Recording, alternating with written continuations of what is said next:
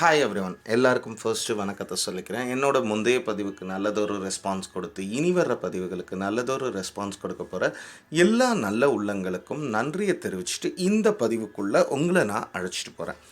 இந்த பதிவில் எதை பற்றி பதிவிடலாம் அப்படின்ட்டுருக்கேன்னா, தமிழ் மாதங்களின் 4வது மாதமான ஆடி மாதமும் அதனின் சிறப்புகளும் உங்களுக்கு தெரிவிக்கலாம் அப்படின்ட்டுருக்கேன்.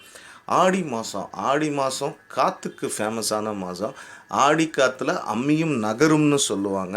அதே போல் சூரியனார், நவகிரகங்களில் சூரியனார் அதாவது 4வது ராசியான கடக ராசியில் சஞ்சரிக்கக்கூடிய மாதம்தான் இந்த ஆடி மாதம். இப்போது ஆடி மாதத்தில் என்னென்ன சிறப்புகள் இருக்குங்கிறத பார்ப்போம். ஆடி மாதம் அம்மன் வழிபாட்டுக்கு ரொம்ப உகந்த மாதமாகும். அதே போல் ஆடி மாதம் பிறந்ததும் தட்சாயணம் ஆரம்பமாகுது. இது மார்கழி மாதம் வரைக்கும் நீடித்து இருக்கும். இந்த புண்ணிய காலகட்டங்களில் அதாவது நல்ல நதிகளில் நீராடுவது சிறப்பு விசேஷமாக கருதப்படுகிறது. ஆடி மாதம் கணக்கிட்டு தான் பண்டிகைகளே நிறைய தொடக்கம் அமையுது. ஆடி மாதத்தில் பார்த்திங்கன்னா கிராமப்புறங்களில் காவல் தெய்வமாக விளங்கும் மாரியம்மனாக இருக்கலாம், மதுரை வீரன், மாடசாமி, கருப்பசாமி, கிராம தேவதைகளுக்கு பூஜைகளும் விழாக்களும் நடைபெறும்.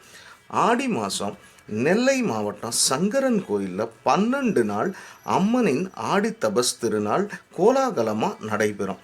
ஹரியும் சிவனும் ஒன்று என்ற தத்துவத்தை உலகுக்கு உணர்த்தறதுக்காக நடத்தப்படுற ஒரு திருவிழாவாக இது கருதப்படுகிறது.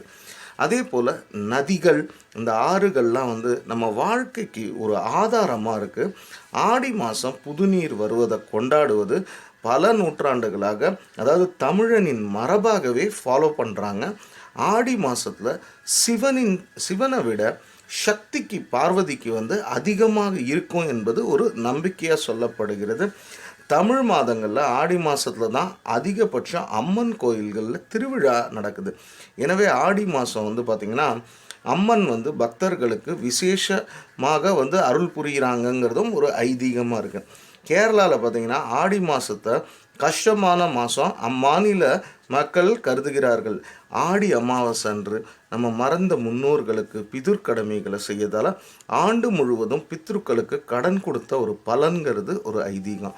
ஆடி பௌர்ணமி தினத்தன்று ஹயக்ரீவர் அவதாரம் திகழ்ந்தது. எனவே ஆடி பௌர்ணமி தினத்தன்று வைணவ தலங்களில் சிறப்பு வழிபாடுகள் நடைபெறும். தமிழ்நாட்டில் பல பகுதிகளில் அம்மனுக்கு பலவித காய்கறிகளை கொண்டு தயாரான கதம்ப சாதத்தை படைச்சு வழிபடும் நடைமுறை இன்றைக்கும் பின்பற்றப்படுகிறது. ஆடி மாதம் சுக்ல தசமியில் திக் தேவதா விரதம் இருக்க வேண்டும். அன்னைக்கு திக் தேவதைகளை அந்த திதிகளில் வணங்கி பூஜித்தால் நினைச்சது நடக்குங்கிறது ஒரு ஐதீகமாகவும் நம்பிக்கையாகவும் இருக்குது. ஆடி மாதம் சுக்லபட்ச ஏகாதேசி முதல் கார்த்திகை சுக்லபட்ச ஏகாதேசி வர மாசி உபவாசம் இருப்பது குடும்பத்தில் அமைதியை ஏற்படுத்தும். ஆடி மாதம் கிராம தேவதை கோயில்கள் உட்பட திறக்கப்படாமல் இருக்கும் எல்லா கோயில்களும் திறந்து பூஜை செய்யப்படும். ஆடி செவ்வாய்க்கிழமையில் கோயிலில் எலுமிச்சம்பழ விளக்கு ஏற்றினா கூடுதல் பலன்கள் கிடைக்கும். ஆனால் எலுமிச்சம்பழ விளக்குகளை ஒருபோதும் வீட்டில் நம்ம ஏற்றிக்கவே கூடாது. ஆடி மாதம் வளர்பிற துவாதசி நாளில் தொடங்கி கார்த்திகை மாதம் வளர்பிறை துவாதசி நாள் வரை பெண்கள் துளசி பூஜை செஞ்சு வந்தால் நினச்சது நடக்கும்னு சொல்லுவாங்க. வீட்டில் சகல செல்வங்களும் குவியும் என்பதும் சொல்லுவாங்க. அதே போல் ஆடி மாதம் முத்து மாரியம்மனை மனமுருக வழிபட்டால், அதாவது நம்மளோட திருஷ்டிகள் எல்லாம் விலகும் அப்படின்னு சொல்லுவாங்க. அதே போல் பார்த்திங்கன்னா ஆடி மாதத்தில் ஆடிப்பெருக்கு, அதாவது காவிரி தாய்க்கு நன்றி சொல்லும் ஒரு விதமாக இருக்கும். அதே மாதிரி ஆடி மாதம் இந்த ஆடிப்பெருக்கு சமயத்தில் தான் தாலி பிரித்து கட்டுவாங்க, அதாவது புதுமண தம்பதிகள். அது ஒன்று. ஆடி கிருத்திகைங்கிறது முருகனுக்கு ஒரு விசேஷமான நாளாக கருதப்படுகிறது. அது இல்லாமல் அதாவது வரலட்சுமி விரதம் அப்படின்னு சொல்லுவாங்க, வரலட்சுமி நோன்பு.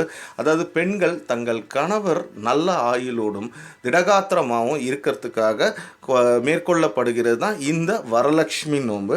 இந்த வரலட்சுமி நோம்பும் இந்த ஆடி மாதம்தான் இருக்கும். அதே மாதிரி ஆடி அமாவாசை முன்பே குறிப்பிட்டது போல் ஆடி அமாவாசை அன்னைக்கு நம்ம பித்ருக்களுக்கு அதாவது திதி கொடுத்தோன்னா ஒரு வருஷத்துக்கு கொடுக்குற பலன்கிறது ரொம்ப நல்லா கிடைக்கும் என்பது ஒரு நம்பிக்கை. ஒரு ஜாதக கட்டத்தில் வந்து சுக்கிரன் நல்ல யோக அம்சத்துடன் இருக்கிறதுங்கிறது ரொம்ப நல்லது. ஏன்னா சுயஜாதகத்தில் சுக்கிரன் பலம் பெற்றால்தான் தசா காலமான 20 வருஷத்துலேயும் மிகப்பெரிய ராஜயோக பலன்கள் கிடைக்கும். சுக்கிரன் வலு இழந்தால், பாவிகள் தொடர்பு இருந்தால் திருமணம் தடைபடும். அதாவது நமக்கு வரவேண்டிய யோகங்கள் வந்து குறையப்படும். அழகு மங்கும், ஆடம்பர பொருட்கள் சேர்க்கை இருக்காது, பொருள் தடை தாமதம் இருக்கும். ஜனன ஜாதகத்தில் சுக்கிரன் நீச்சம் இல்லை அஸ்தமனம் பெற்று வலிமை குறைந்தவர்கள் ஆடிப்பூர நாளில் வந்து அம்பிகையை வழிபட்டால் சுக்கிரதோஷம் நீங்கி சகல ஐஸ்வர்யங்களும் பெருகுங்கிறது ஒரு நம்பிக்கையாக இருக்குது. அதே போல் வந்து பார்த்திங்கன்னா ஆடிப்பூர நாளுங்கிறது ஆண்டாளுக்கு வந்து ரொம்ப விசேஷமான நாளாக கருதப்படுகிறது. அன்றைக்கி ஆண்டாளை நினைத்து திருப்பாவை திருவம்பாவை சொல்கிறதுங்கிறது வந்து ரொம்ப நமக்கு வந்து பல பலன்களை கிடைக்கும் என்பது ஒரு நம்பிக்கை.